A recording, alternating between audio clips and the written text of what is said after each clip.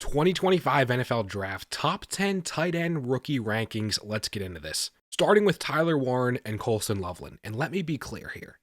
The definition of this tier 1 is guys who I feel have top 3 positional upside, difference-making upside. That's going to be the operant word in this video as far as tight end rankings, upside and difference maker. We're talking about a Tyler Warren who's got incredible size, who's a monster in contested situations, can be used in a variety of ways. And that's really a differentiator in how I've ranked him as tight end 1 for me, just based off the fact that we need tight ends to come in and add to the landscape that is quite barren currently beyond a Brock Bowers, Trey McBride, Sam Laporta. We need a core 5. We need tight ends who can be involved multiple ways. Beyond the reliable pass catcher Tyler Warren provides, he can be a wildcat quarterback. He can be a quarterback sneak weapon. That much was floated by Dave Canales, head coach of the Panthers, which he has a point when you think about lining up under center, scoring you rushing touchdowns, getting rushing yards, in addition to being a primary pass-catching weapon. Tyler Warren is not as nimble, per se, as a Colston Loveland, which, frankly, I tend to gravitate to and prefer as far as pass catchers, twitch, easy separation.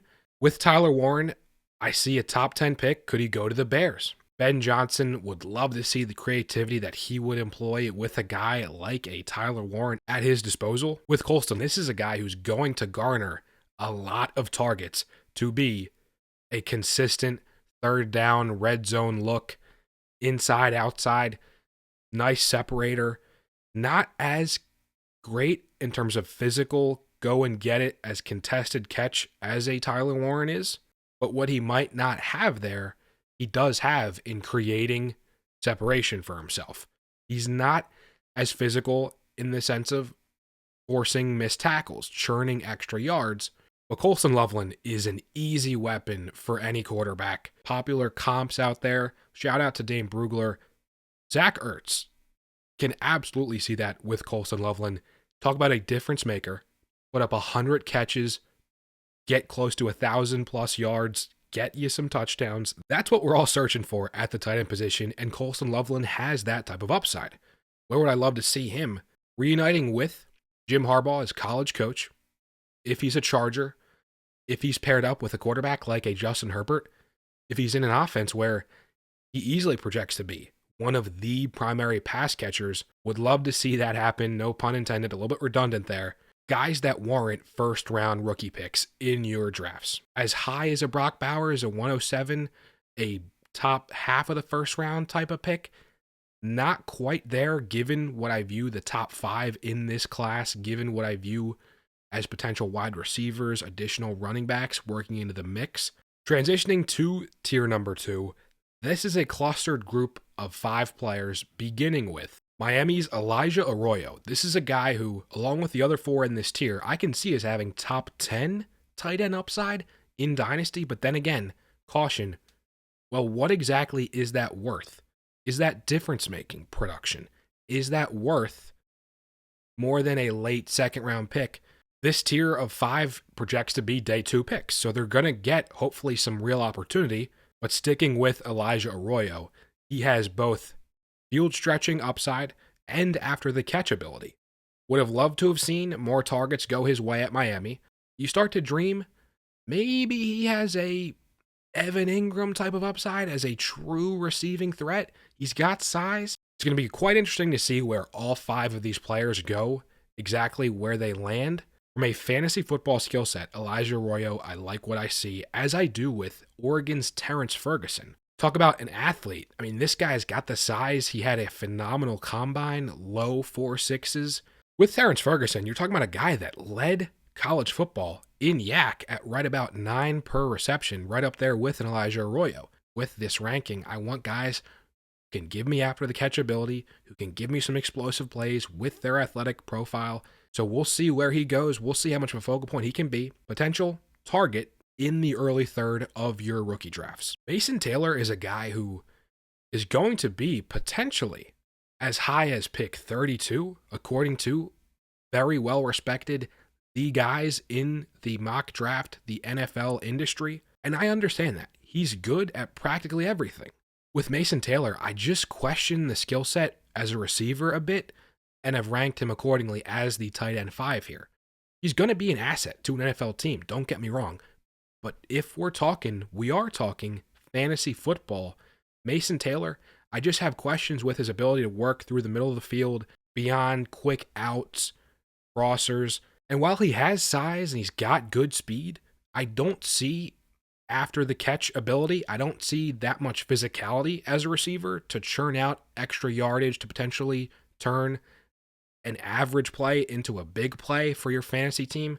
So I've ranked him here at tight end 5. Tight end 6, Harold Fannin Jr., a guy who has shown immense receiving ability, and I have to recognize it in this tier. And like I said, in keeping with the true definition of a tier, I understand if you are as high as tight end 3 with Harold Fannin Jr. He's a guy who did everything for Bowling Green. Does he translate all that production to the NFL level? I don't think so, but nonetheless, he's got a receiving skill set. He's forced the most missed tackles by far. Undersized tight end, but I still see a potential to be an asset in the passing game for an NFL team. We'll see how high, how significant of a bet an NFL team places on a Harold Fannin Jr., and we'll recognize him accordingly when push comes to shove in rookie drafts. Rounding out this tier is Gunnar Helm, who had a tough combine as far as testing went. That poor combine performance was very much later justified by finding out he had a brutal ankle sprain on an initial false start in his first 40 attempt. You see a guy who's got a receiving skill set, who's big, breaking tackles, but I just don't want to stake more than a late second, early to mid third round bet for a profile that isn't quite difference making. The reason that I've grouped these 5 names in tier 2 as guys who I project to be day 2 picks in the NFL draft is because once you get on to day 3, you've got to look long and hard for guys who really present legit upside in fantasy football. You've got to go back, for me, all the way to 2017 with George Kittle. Just because they might be relative performers as number ones, what are you really getting out of that? If you don't have, in other words, the guy, do you really need any guy? Moving on to tier 4, the Oronde Gadsden, the second tier. He is a receiver. I don't see a tight end, but the question is, does a team technically employ him as a tight end? Does Sleeper, or whatever fantasy app you use, technically acknowledge him as a tight end? If that's the case, I can see opportunity for Gadsden to be a quote-unquote top 5 performer in this class, given the receiving skill set. But beyond that, as a tight end, there's certainly some things to be desired for NFL teams. But for fantasy, he's got a relevant skill set. So I'm not completely discounting Oronde Gadsden. A player to go in your rookie drafts, we'll see. You just have to ask yourself, what am I reasonably expecting from a potential tight end investment in rookie drafts? And is it really worth it compared to staking a bet in an incredibly deep running back class? Some potentially attractive wide receiver options late day 2, early day 3. A quarterback that goes to a team where they project to be a backup, where they very well could start a game. We're in a world where each team averages 2 quarterbacks per season. If you can cash in on a 3rd, 4th round pick for a 2nd, 3rd round, if things break right, you have to be honest with yourself when assessing tight end. Rounding out tier 4, Thomas Fidone II out of Nebraska, and then Mitchell Evans out of Notre Dame. These are guys who have certainly the size to be NFL tight ends. They're going to be drafted by NFL teams, but it's a question mark as to whether they will be drafted in your rookie drafts. For the sake of this video, they're worth acknowledging. We'll see how high they potentially go, to what team, to a team that maybe utilizes tight end. That would be potentially attractive, but not much more than a 4th round, a late round rookie pick. What do you make of this tight end class? This is how I view it.